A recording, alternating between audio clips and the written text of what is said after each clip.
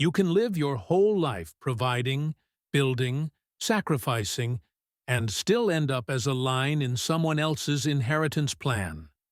That's what it felt like when my kids started showing up with fake smiles and empty hands, not out of love, not out of guilt, but because they thought I was almost done here, and that meant the house would be theirs. What they didn't know was that I'd already seen through them and made a choice they'd never forget. My name is Walter Harrison, and I'm 67 years old. 3 years ago, my wife Margaret died. 46 years of marriage, gone in a hospital room that smelled like antiseptic and forgetting. I held her hand until her fingers stopped squeezing mine back, and then I just sat there, not crying, not angry, just quiet. After the funeral, people disappeared fast. Friends stopped calling after the first month. The neighbors gave me those slow, sympathetic waves when they drove past, like I was some relic left behind by time. And my kids?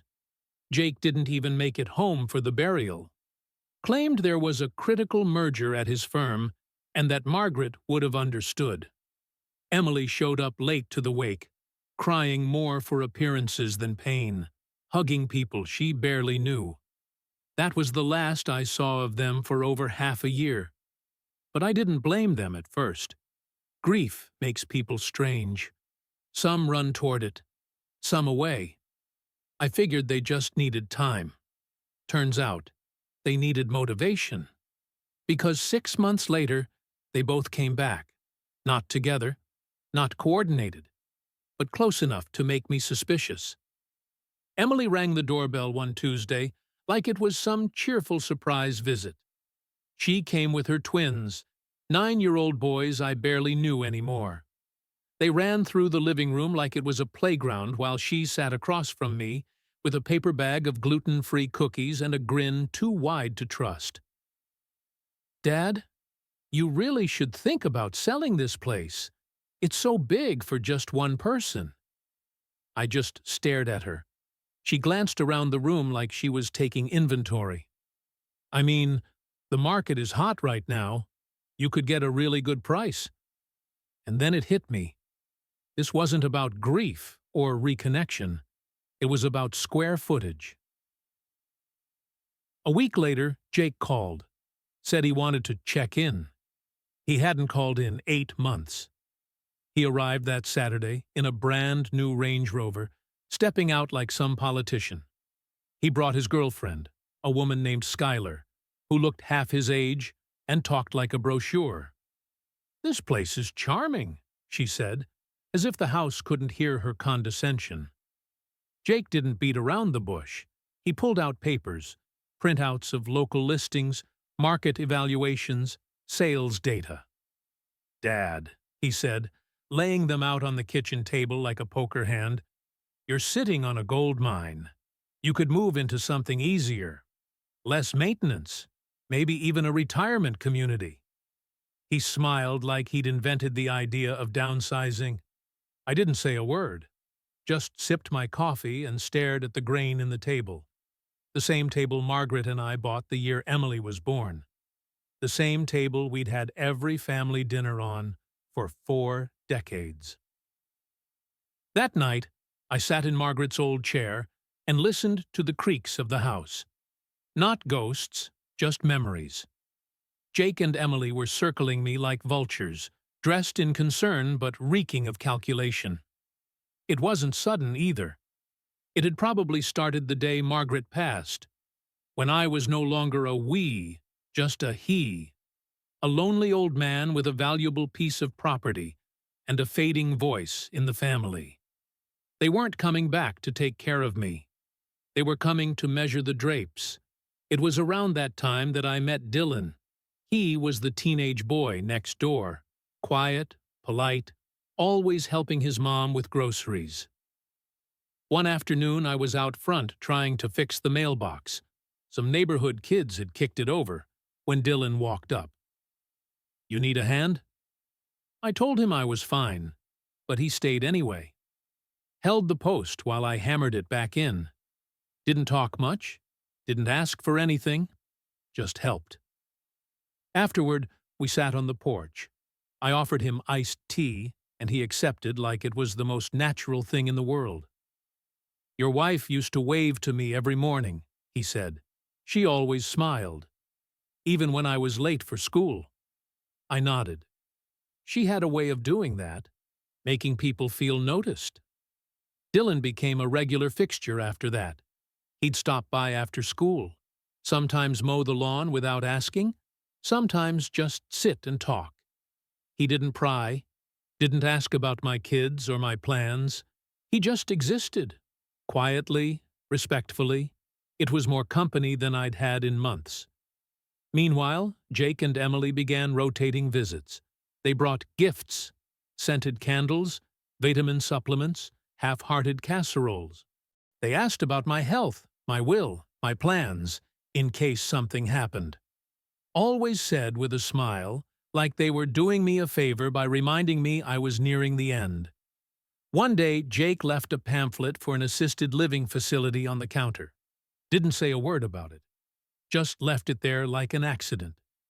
Emily started suggesting that maybe it was time to get serious about estate planning. I nodded and smiled. And quietly, I made my own plans. Plans they didn't see coming. I called my lawyer, Paul Davison, an old friend from college who had helped me with my will years earlier. He met me at my kitchen table the following week, wearing the same wrinkled brown suit he always wore and that calm, unreadable look on his face. He listened while I talked. Really listened. I told him I wanted to update everything. Quietly. No notifications to the family. No paper trail they could sniff out. Just something that reflected the reality I'd come to accept. "I want to leave the house to someone who actually gives a damn about me," I said. Paul blinked slowly. "You mean, not your children?" "I mean, not my children." He didn't argue, didn't ask if I was sure. He just nodded and started writing. A week later, the documents were signed. The house, the land, the title, everything, would go to Dylan Palmer upon my death.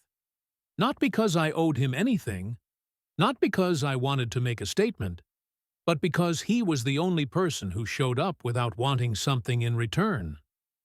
Paul looked over the signed paperwork and gave a small, satisfied sigh. "You sure you want to do this, Walt?" "I've never been more sure of anything." The next few months passed quietly. Dylan kept visiting, sometimes with questions about fixing up the garage, or whether my water heater was working right. Sometimes he just came by to sit on the porch and talk about nothing. His little sister's obsession with rollerblading, his mom's new job, the girl at school he didn't know how to talk to. It wasn't dramatic, it wasn't emotional, it was steady. And for the first time in a long while, I felt like someone was just there. Not for what I had, but for who I was. Meanwhile, Emily and Jake's visits got more frequent. They started dropping hints about renovations, about being close to retirement themselves, and how it might be smart to get ahead of paperwork. They still didn't get it. One Saturday, Jake showed up alone. No Skylar this time. He sat across from me at the same table where I used to cut his sandwiches into dinosaurs. "Dad," he said, "I want to be straight with you." I sipped my coffee and nodded. "If you're getting ready to, simplify things, we could help. You don't have to stress over anything. I could move in here, help with the place. You could even stay with us until you figure out next steps." I looked at him for a long time. He mistook my silence for agreement. "We could make it easy for you." That phrase sat on the table between us like something rotten. "Easy for who?" I asked quietly. Jake smiled, thinking I was joking. "Jake," I said, "do you remember the swing set I built in the backyard? The one you fell off and broke your arm on? He looked confused. Sure. I spent 4 weekends building that thing. Your mother said I was wasting time, said we should just buy one. But I wanted it to be mine. Wanted you to have something made by my hands. He didn't say anything. That's what this house is, I said, and you want it like it's a prize for showing up. Jake's smile slipped. Dad, that's not what this is about. I stood. It's exactly what this is about. But don't worry, everything's already taken care of. He frowned. What does that mean? It means I'm not dying anytime soon, I said. But when I do, you won't have to worry about this place. It won't be your problem. He left angry. Emily called 2 days later. Jake must have told her. She started crying on the phone. Those heavy, performative sobs I used to fall for. You're choosing some stranger over your own family, she said. No, I said. I'm choosing someone who treated me like more than a stepping stone. She hung up. That was 6 months ago. They haven't called since. But Dylan still comes by. Not every day, not even every week, but enough to remind me that not everything's performative. That kindness isn't always a transaction. We don't talk about the will. I haven't told him. I probably won't. Let life decide when that comes. The other day, he helped me repaint the fence. We didn't say much, just worked. Afterward, we sat on the porch. He pulled a soda from his backpack and offered me one. Hope I'm not bothering you, he said. I shook my head. Kid, if more people bothered like you, this world would be a better place. He smiled. And for the first time in years, I did too. Winter hit harder that year than usual. The kind of cold that seeps into your bones and makes every joint feel like it's full of gravel. I tried to ignore the chest tightness at first. Told myself it was just the weather. Maybe a touch of bronchitis. But when I started coughing up blood in the sink one morning, I knew I couldn't put it off. I drove myself to the clinic. Dylan had offered 12 times to take me any time I needed, but I didn't want to worry him. Didn't want to make it real. The tests took a few days. The results came back fast. Stage 2 lung cancer. The doctor was gentle. Too gentle. The way people are when they think you're already halfway gone. He asked if I had family nearby. If I had someone to bring in with me. I told him no. That night I sat on the porch wrapped in a blanket, listening to the wind whistle through the fence Dylan and I had just finished painting. It looked good. Solid. Clean. New. I didn't feel any of those things. I didn't call Jake. I didn't call Emily. Not because I was angry, though maybe I still was, but because I didn't want pity delivered through gritted teeth. I didn't want people to show up just to make sure I didn't change my mind about the will. Instead, I wrote letters. One to each of them, Jake and Emily, explaining exactly why I'd done what I'd done. I didn't write it to hurt them. I wrote it because one day, when they find out what I left behind, I want them to hear it from me, in my words, not from a lawyer. And I wrote a third letter. To Dylan. That one was harder. What do you say to a kid who's done more good for you in 2 years than your own children managed in 30? I told him the truth, that he reminded me of the kind of man I used to hope Jake would grow up to be. That I saw in him something honest, something patient, that this house would be his someday, and that if he chose to sell it, I wouldn't blame him one bit. But I hoped he wouldn't, because the walls remembered Margaret's laugh, because the garden still held her tulips, because the porch still creaked in the spot where her chair used to be. I left the letters sealed in my nightstand. The next week, Dylan showed up with a concerned look in his eye. "You missed our Tuesday tea," he said, half joking, but I could tell he noticed something different. I smiled, weakly. Had to take a rain check. He sat beside me on the porch like always, but this time he stayed silent longer. "You okay?" he asked eventually. I nodded. "Just tired." He didn't press, didn't ask for more, just sat with me, watching the sky darken. A few days later, I came home from a doctor's appointment to find the gutters cleaned, the lawn trimmed, and a new set of firewood stacked neatly on the porch. Dylan never mentioned doing it. Didn't have to. I started treatment. Mild at first. Radiation, a few pills, some dietary changes. I didn't tell anyone but my doctor and the pharmacist, but the illness wore me down faster than I wanted to admit. The energy came in short bursts, like sunlight through cloud cover. Some mornings I could still make eggs and read the paper. Others, I barely had the strength to stand. One such morning, I was trying to carry a load of laundry down the stairs and lost my footing. I didn't fall, not entirely. But I sat down hard, halfway down the steps, and just stayed there, my arms heavy, breath short. I don't know how long I sat like that before I heard the knock on the door. Dylan's voice called through the screen. "Walter? You okay?" I tried to answer. I really did. Next thing I knew, the door opened, and he was inside, eyes wide with concern. He helped me up, didn't say a word about how light I felt or how bad I must have looked. He brought me water, sat me down, waited until I could speak again. "Should I call someone?" he asked. I shook my head. "You're already here." He didn't leave that day. Stayed for hours, made me toast, fed the cat, found an old blanket and covered my legs like Margaret used to. He didn't ask about the medicine bottles on the counter. Didn't ask why I was weaker. He just stayed. That night, I slept better than I had in weeks. The next morning, I woke up to the smell of eggs. Real eggs, not the powdered kind or something out of a box. The kind Margaret used to make, soft scrambled, with butter and a pinch of pepper. I shuffled into the kitchen, still in my robe. Dylan stood by the stove, spatula in hand, humming something under his breath. "You're up," he said, turning slightly with a smile. "Hope you don't mind.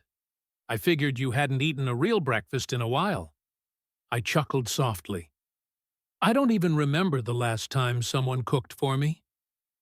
He made a plate, poured a cup of coffee, and sat with me at the kitchen table like we'd been doing it for years.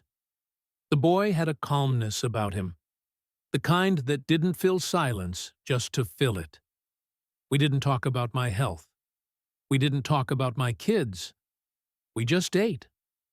After breakfast, he cleaned the dishes, wiped the counters, and left a sticky note on the fridge. "See you Tuesday. Bring back porch chess?" He drew a little smiley face next to it. Margaret would have loved that. That week, I felt the heaviness return. The coughing came back, dry at first, then deeper, shaking. My body ached in ways I couldn't explain. My hands, once strong enough to lift beams and furniture, now trembled when I poured water. Still, I didn't call Emily, didn't call Jake. They'd made their positions clear. They were waiting for an ending, not a relationship. Dylan came on Tuesday, like always. He brought a folding chessboard and a thermos of chicken soup. Sat with me on the back porch, where the light stretched long across the trees. He let me win. Or maybe I just got lucky. Either way, it didn't matter. He left just before sunset. That night, I opened the drawer in the hallway desk and pulled out the 3 letters. I reread the one to Dylan. I hadn't sealed it yet. I kept changing it, rewriting parts, adding lines that felt too emotional, then deleting them, trying to say everything without sounding like a man who had nothing left. In the end, I left it simple. Dylan, I didn't choose you because I wanted to make a point. I chose you because you were here when no one else was. not asking, not pushing, just here. If you choose to stay in this house, I hope it gives you what it gave me. And if you don't, if life takes you somewhere else, take with you the fact that you made an old man feel like he wasn't invisible. That's worth more than anything I could have left you on paper. Walt. I sealed the letter and placed it back in the drawer. 2 weeks later, I collapsed in the hallway. I remember the floor being cold, the light from the window blurry. I remember the cat brushing against my leg, purring softly, like it didn't understand but didn't want to leave me alone. Then, darkness. Then beeping. Then the sound of nurses. When I woke up, I was in a hospital bed, tubes in my arms, oxygen in my nose. Dylan was there, in the corner chair, reading a paperback. His legs were crossed, like he'd been there a while. When I stirred, he looked up and smiled. "Took you long enough?" "How bad?" I asked, my voice dry. He shrugged. "Bad enough that they called me." "Just you?" He nodded. "They had your emergency contact, Paul, the lawyer. He called me." I smiled. "Not the family?" "No." I laughed, just once. It hurt. "Figures. You've been out for a day and a half," he said. "They're saying you'll stabilize, but it's gonna be up and down." I closed my eyes. Then I guess this is the beginning of the end. Dylan stood and walked to the side of the bed. "No," he said quietly. "It's the part where you don't have to go through it alone." He sat with me that whole day, left only when I made him promise he'd eat something and sleep in a real bed. The next morning, a nurse told me someone had dropped off a bag with clean clothes, toiletries, and a stack of crossword puzzles. Dylan again. I stayed in the hospital for 5 more days. When they discharged me, I thought I'd come back to an empty house. Instead, I came home to stocked groceries, fresh linens, and a small whiteboard on the fridge with the words, "Welcome home! Left the porch light on." The days at home felt like they were on borrowed time.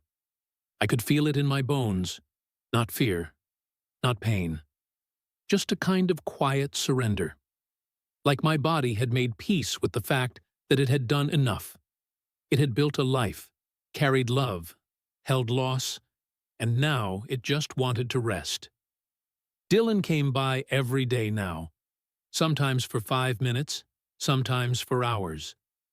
He knew the rhythm of the house like he'd lived there his whole life, where the creaky step was, which cabinet stuck, that the front door needed an extra push in the cold. He didn't fuss, didn't hover. He just existed beside me in that gentle, patient way that only people who truly care seem to know how to do. We never talked about the will again. We didn't need to. One afternoon, I sat him down at the table. My hands trembled more now, but I still managed to pour us 2 cups of tea. "There's a letter in the drawer by the hall," I said. He looked up from his cup. "Okay. When I go, whenever that is, I want you to read it." He nodded, didn't ask questions. I looked at him for a long moment, the boy who wasn't my blood, who owed me nothing. "Promise me something. Anything. Don't let this house become a museum. Don't let it freeze in time. If you stay, live in it. Laugh in it. Fill it with noise. Paint it if you want. Tear out the carpet. Hell, knock down a wall. Just don't let it feel like a grave." He swallowed. "I promise." That night, I slept in Margaret's chair by the window, the one she always said had the best view of the moon. I watched it rise, silver, wide, silent. It felt like she was there. Maybe not in some magical, ghostly way, just in the way that memories settle into wood and fabric and light. And stay. I didn't wake up the next morning. But that's not the end. Dylan found the letter 2 days later. The funeral was small. Paul handled most of it. No slideshow, no flowers, just a few neighbors, some old friends, and Dylan, standing off to the side in a black button-up and sneakers. Jake didn't come. Emily sent flowers, the kind you send when you want to be seen sending something, but not enough to actually show up. After the burial, Paul handed Dylan an envelope. He opened it on the porch, in the same chair Walter used to sit in. Inside was the letter, the one Walter had rewritten a dozen times, and a deed. Dylan didn't cry. Not right away. Instead, he walked through the house. Slow, reverent. Touched the door frame where Walter had carved a line for each of his kids' heights. Ran his fingers over the kitchen table, where he used to eat eggs and listen to stories. Stood in the garden, where the tulips were starting to come up again. Then he went back inside, sat on the floor in the living room, and wept. Not because he'd been given something, but because someone had trusted him enough to give it. That summer, Dylan planted tomatoes along the fence. He fixed the front step, changed out the broken light on the porch, and painted the mailbox a deep forest green. He kept the house alive. Kids from the neighborhood started dropping by again. Some for help with homework, others just for a place to sit and breathe. He never turned anyone away. People asked if the house belonged to his grandfather. He always smiled and said, something like that. And every Tuesday, no matter the weather, he'd sit on the back porch with 2 cups of tea. One for him, and one for the man who taught him what it meant to show up.